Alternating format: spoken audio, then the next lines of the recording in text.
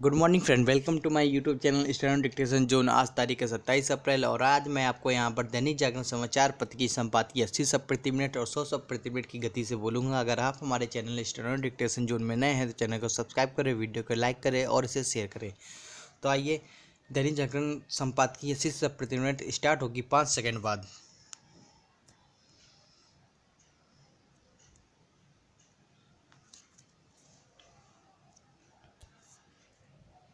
Start.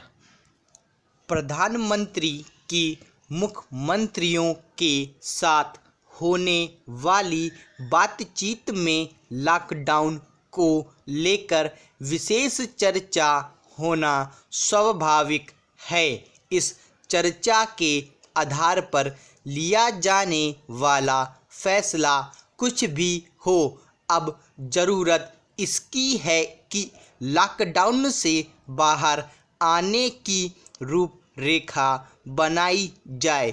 विस्तारित lockdown की अवधि 3 मई को खत्म हो रही है, लेकिन कुछ राज्य यह चाह रहे हैं कि उसकी समय सीमा और बढ़ाई जाए।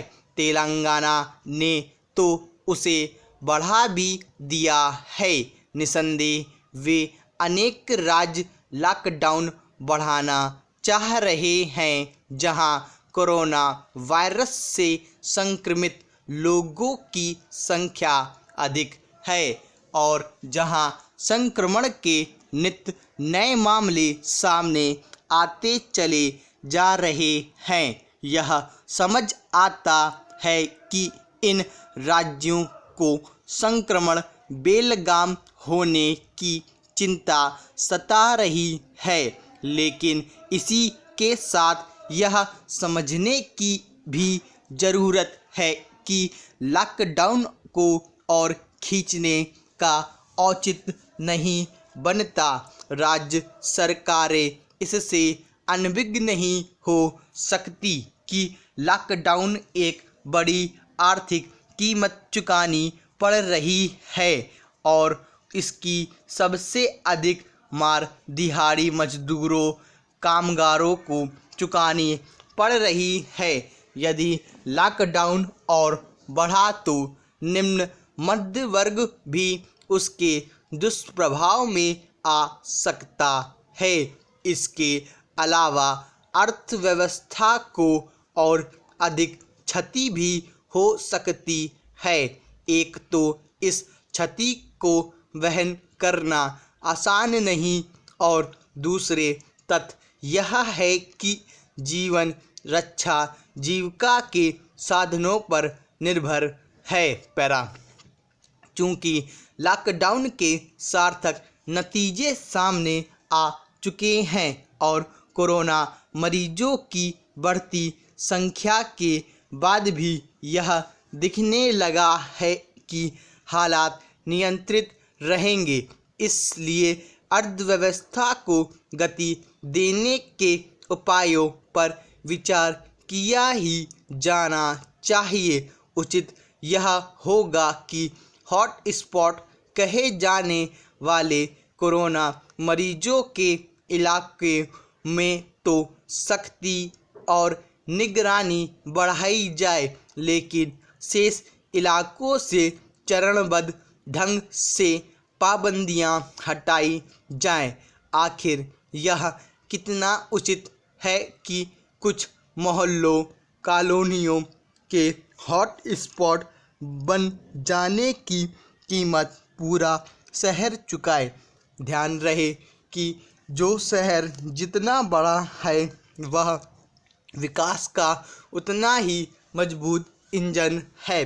बेहतर यह होगा कि कोरोना मरीजों वाले इलाकों को सील कर दिया जाए ताकि वहां से संक्रमण फैलने की आशंका दूर हो सके और बाकी क्षेत्रों में धीरे धीरे सामान्य गतिविधियां शुरू करने की इजाज़त दी जाए। यह तय है कि इसके बाद भी शासन प्रशासन के साथ समाज को यह सुनिश्चित करना होगा कि लोग आवश्यक सावधानी का परिचय दें। किसी को भी इस मुगालते में नहीं रहना चाहिए कि कोरोना का खतरा टल गया है, क्योंकि यह आसानी से टलने वाला भी नहीं। इसलिए उसके साए में जीने की आदत डालनी होगी। यह आदत तभी पड़ेगी जब अनुशासन का परिचय देने के साथ सार्वजनिक मेल मिलाप से बचा जाएगा। स्टॉप। तो ये आपकी 80% की संपादकी पूरी होगी। आशा करते हैं आप लोगों ने अच्छी तरीके से लिखा होगा। अब आप इनका, अगर आप 100% नहीं लिख पाते हैं तो उनका आप इनका मिलान कीजिएगा। तो आइए 100% संपादकी स्टार्ट होगी 5 सेकंड बाद।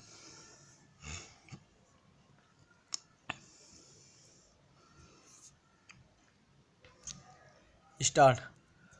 प्रधानमंत्री की मुख्यमंत्रियों के साथ होने वाली बातचीत में लॉकडाउन को लेकर विशेष चर्चा होना स्वाभाविक है। इस चर्चा के आधार पर लिया जाने वाला फैसला कुछ भी हो, अब ज़रूरत इसकी है कि लॉकडाउन से बाहर आने की रूपरेखा बनाई जाए। विस्तारित लॉकडाउन की अवधि 3 मई को खत्म हो रही है, लेकिन कुछ राज्य यह चाह रहे हैं कि उसकी समय सीमा और बढ़ाई जाए। तेलंगाना ने तो उसे बढ़ा भी दिया है। निसंदेह वे अनेक राज्य लॉकडाउन बढ़ाना चाह रहे हैं जहां कोरोना वायरस से संक्रमित लोगों की संख्या अधिक है और जहां संक्रमण के नित्य नए मामले सामने आते चले जा रहे हैं। यह समझ आता है कि इन राज्यों को संक्रमण बेलगाम होने की चिंता सता रही है, लेकिन इसी के साथ यह समझने की भी ज़रूरत है कि लॉकडाउन को और खींचने का औचित्य नहीं बनता।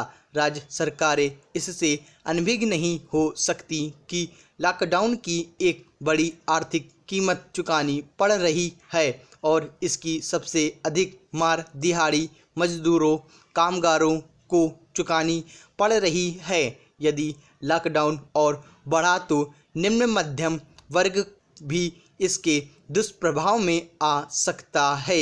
इसके अलावा अर्थव्यवस्था को और अधिक क्षति भी हो सकती है। एक तो इस क्षति को वहन करना आसान नहीं और दूसरे तथ्य यह है कि जीवन रक्षा जीविका के साधनों पर निर्भर है। पैरा।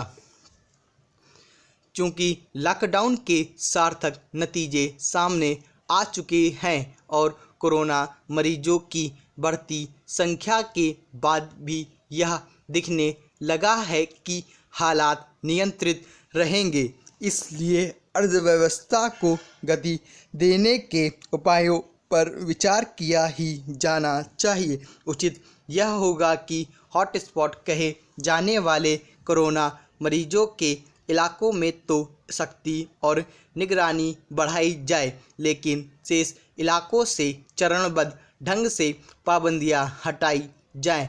आखिर यह कितना उचित है कि कुछ मोहल्लों, कॉलोनियों के हॉटस्पॉट बन जाने की कीमत पूरा शहर चुकाए। ध्यान रहे कि जो शहर जितना बड़ा है वह विकास का उतना ही मजबूत इंजन है।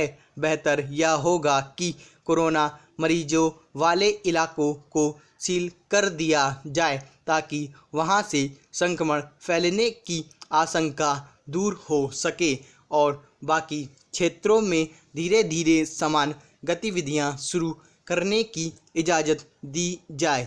यह तय है कि इसके बाद भी शासन प्रशासन के साथ समाज को यह सुनिश्चित करना होगा कि लोग आवश्यक सावधानी का परिचय दे। किसी को भी इस मुगालते में नहीं रहना चाहिए कि कोरोना का खतरा टल गया है, क्योंकि यह आसानी से टलने वाला भी नहीं।